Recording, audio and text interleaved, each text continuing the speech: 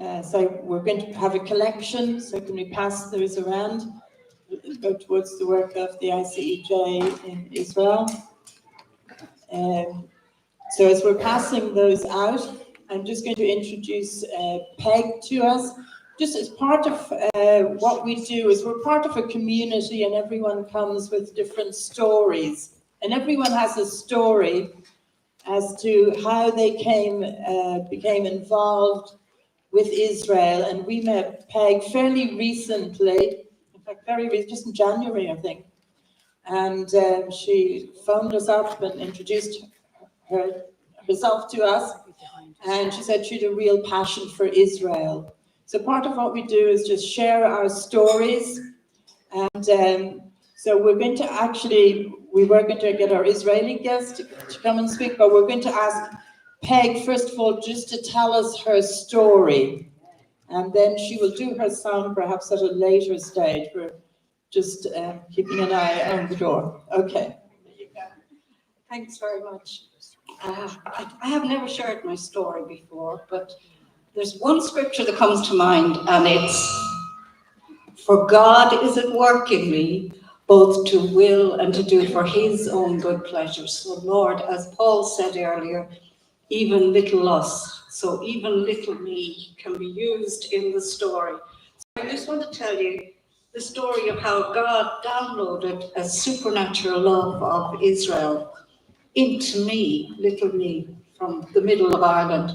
But you know, the book of Esther never mentions the word God, but God is all over the book of Esther. And I was thinking about, you know, our lives, you, me, everybody. And he says, "From the foundation of the world, I knew you." So he knew me, and he knew I'd be standing up here nervous and on this day today. And I just want to tell you what happened. So I was born in long ago. Too long ago. And I was born in Portarlington in County Laois and brought up Catholic. How many of us were brought up Catholic? And you weren't, you know, encouraged to question anything. You had to believe everything. But I had loads of questions, which got me into a lot of trouble in school. But anyway, that was my time. Two major things happened in my childhood. One was my father died when I was 3, and the other was my mother died when I was 16. So I was left kind of an orphan. But moving on for that, in my late 20s, early 30s, I had a burning question, and it was, why was the crucifixion of Jesus so different from anybody else's? And the other question was, and what happened next? And I didn't know how to find out, but there was a Bible study going on in the area by a local nun, would you believe? And it was on in the parish priest's annex. And I decided to join and got a Bible and went to this little Bible study. And this woman knew the Word of God, and she opened the Word and she opened the love of Israel for me. So I went on to be part of the charismatic movement and singing in that, you know, as we all did. But I had such a burning love for Israel from the beginning. And so I wanted a Star of David. I wanted to wear a Star of David, and I wanted to be Jewish. But anyway, there was no online shopping at that time. So somehow I managed to get a Star of David and wear it. And in my hallway, I had a big wooden box, which was called My Israel Fund. And it had a padlock on it, because I needed, at that time, you would need a padlock in my house. It had to be. And every time I'd go by, I'd put money in and longing to go to Israel. But you know the way that story says, the bells, the bells, the bells. Well, mine was the bills, the bills, the bills. So the Israel Fund went on electricity, unfortunately. But I discovered at that time, I'm sure many of you know them, tapes. Does anyone remember tapes?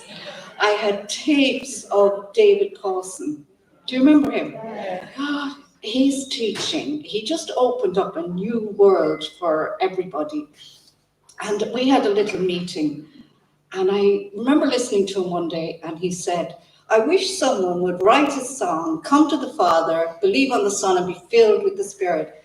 So straight away, I got the guitar, I wrote the song, I managed to record it, and I wrote him a letter and sent it to him.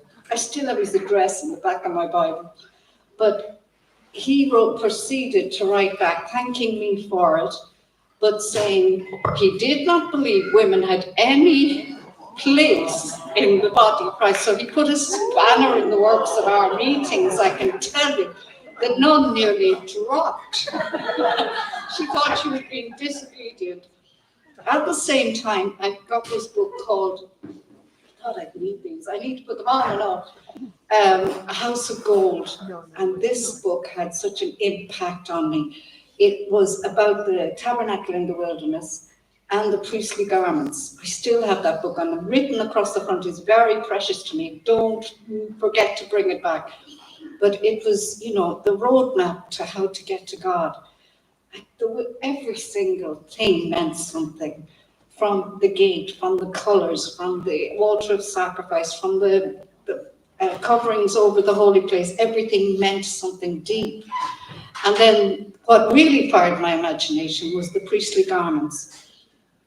Just everything about it. So I had a next door neighbor who was an ex-priest, and he was it Matthew Henry's commentary? Do you remember Matthew Henry? He gave that to me, and between the two books, I started to study the priestly garments. At that time, we'd no Google images, so I got big A3 paper and drew out the priestly garments, and I brought the teaching to my little fellowship. And it went down so well, I ended up going around the place teaching about the priestly garments, but I loved it. But it was a natural progression then for me to start writing songs, writing hymns and praise and worship. And I managed to record my first CD. It was called Mercy and Grace.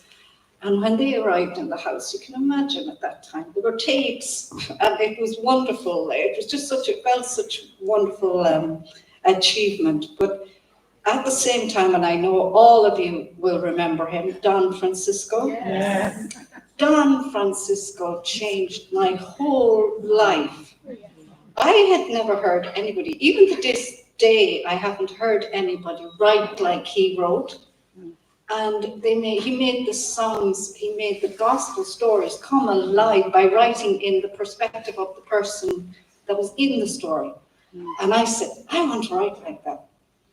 So I took like the story of Lazarus and read through it and read through it and read through it, and then wrote it as it was written down.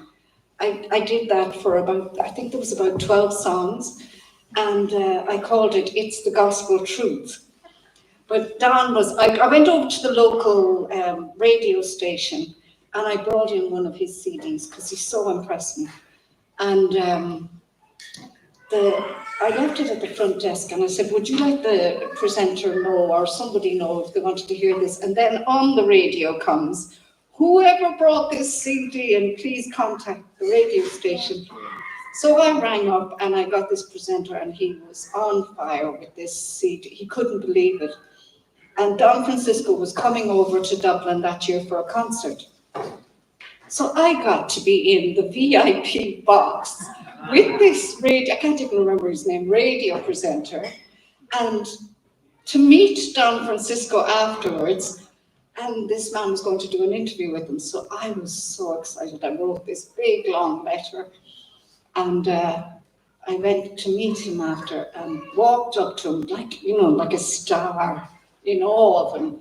And I said how much his music had affected me, and I had written this because of him, and gave it to him.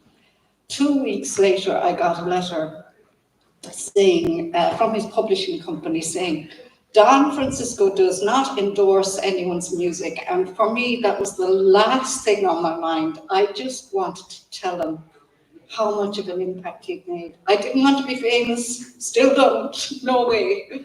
But that was Don Francisco, and he's still to this day. If you've never heard of him, listen to him. But we followed Paul and Nuala then around different places, and they had a big impact on me. And one night we had a meeting in our house, and the whole avenue was just full of cars, and the whole house was full, the kitchen, to everywhere. And they were just wonderful times. And in October 1991, I don't know if any of you remember Hassan Boyle, he came to our house for a meeting and he prayed with me after, and this is so significant, and he prophesied over me. And I wrote what I remembered in the back of my Bible. And I wrote the date so I know exactly when it was. And it said, "You are a psalmist, your gift is of the Lord. I will open a door into another land, and after that more doors will open. Faithfulness is the key." And I wrote this down, never thinking that someone from the middle of Portarlington in Laois or Offaly could live anywhere else. But anyway, I did. But at that time, I just want to see where I am. I had 2 children at that time, and I lived in a 24-year horrific marriage with alcohol, and anyone that has lived with that knows what it's like. And so my marriage broke down. And if you've had a marital breakdown or anything, you just know how rough it is. And I just completely lost my way. It was, I lived in a horrific situation for 24 years, but it wasn't until it was over that it all hit. My children were gone, my husband was gone, and there I was. But anyway, 5 years later, I got an invitation to sing in Pembroke Dock in Wales. And it was my friend's brothers had a hotel, and they were with a partner, and there was a big party going on, and they said, "Peg will come." And we proceeded to go down to Rosslare to go to Wales. What did we do? We got on Stena Line instead of Irish ferries. Now, to this day, I do not know how we managed that. And we ended up in Fishguard. We didn't know till we got there that it wasn't Pembroke Dock. So off we got off the boat anyway, and it was going to be 80 quid. In 2002, 80 pounds to get a taxi. So we rang the hotel, and Geraldine said, "Bob is coming to meet us." And that turned out to be Bob Angell, which is my name now, and it turned out to be my husband-to-be. And it was just such what a difference a day makes. Just get up every morning and think, what's going to happen today? Because you just never know. And Bob was older than me, and he had 2 sons, and one of them had converted to Judaism and married a Jewish woman, and his brother had married her best friend who was Jewish. So I was surrounded by Jewish, and one day we went up to see them, and her relatives were over from Israel. And I'll never forget, his name was Dove. And I spoke to him, and I said to him, "Dove, are all your relatives in Israel?" And he said, "Every one of them were killed in the Holocaust." And to me, I started to cry. I had never met anybody who had been that close to that kind of a situation. Anyway, 7 years later, when I was in Wales, I found the prophecy in the back of my Bible. I'd forgotten all about it. And I was dancing around the place. I just couldn't believe that he had opened a door into another land. And I thought in Wales that was when the doors would open. Some did, but I believe the doors have to open from now on. I believe I'm born for such a time as this. But we had our DNA done at the time, both of us, for the crack, as you do. And Bob turned out to be part Ashkenazi Jew. And I was oh my gosh, I thought maybe mine will come back like that. But my DNA came back, and you won't believe what it was.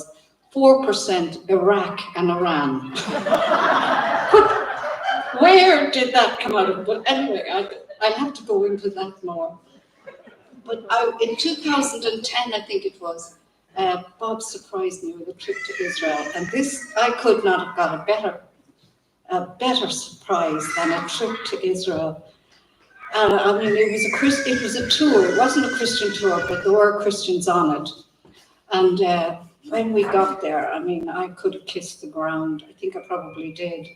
But we went off on the usual suspects of the tour and all that, and we went on the Sea Gallery and on the boat, and I said to the leader, if I don't sing, I'll burst, because I had written a song called Jesus Walks on the Water, and if there was any place to sing it, that was where to sing it. So I got up, no music, no anything. I said, I'm singing. And I just closed my eyes and I thought, oh my gosh, that was actually a highlight of my life, one of the highlights. I managed to sing 4 times on it since, but that was a real highlight of my life. And when we got to Jerusalem, we stayed in a hotel, I can't remember the name, but Bob and I were in the foyer waiting to go to the Western Wall.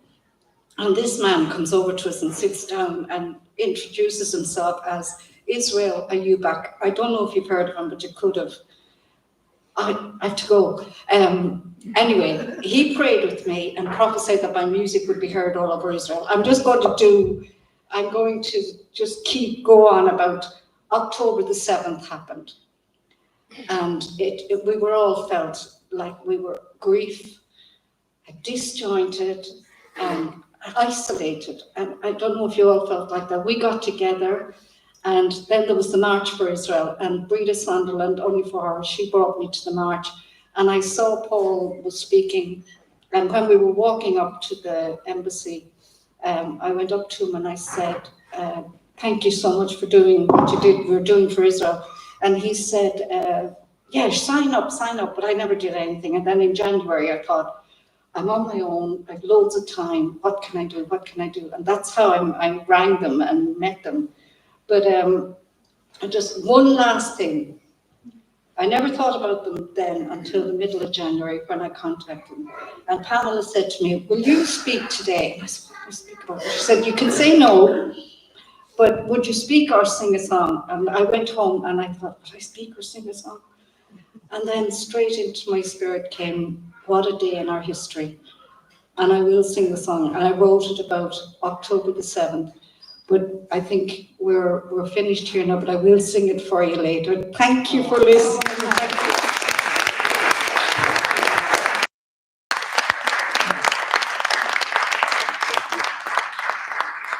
Okay, I'm going to ask Peg to sing a song, and then I don't know if, are we finishing on that, or the blessing?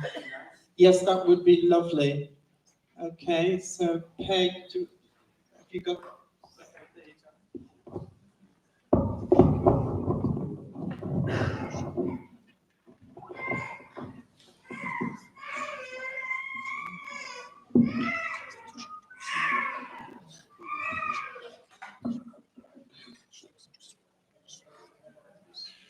Appropriately called What a Day in Our History, and we won't forget.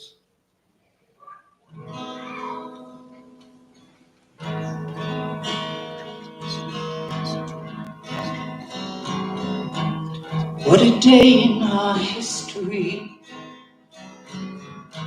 firmly etched in our memory, evil no one dreamt we'd see. On October the 7th, 2023, as the stars of David slept in their beds, an army of horror swept overhead. Unspeakable crimes on innocent prey, as Israel awakened to a Holocaust day. Cry out for the young and old, the victims of crimes untold. We plead for intervention and the healing of your land. Cry out for the grieving souls, expose all the lies being told. May our voice be heard in Zion by the God of Israel.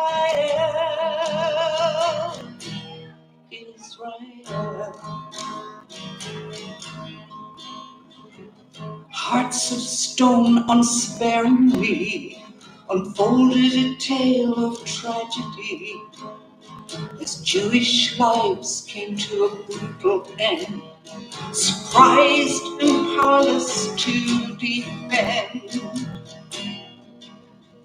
Israel, Yahweh is in control. He's there to comfort and to console. His word will accomplish all he's planned. He'll fulfill all his promises for his land. Cry out for Jacob's land. Open eyes to understand. Your refuge and your fortress. He'll hold you in his hand.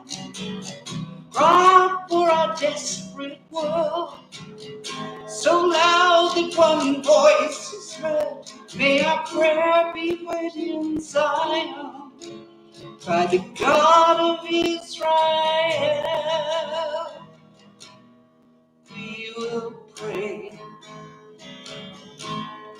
night and day. We will pray.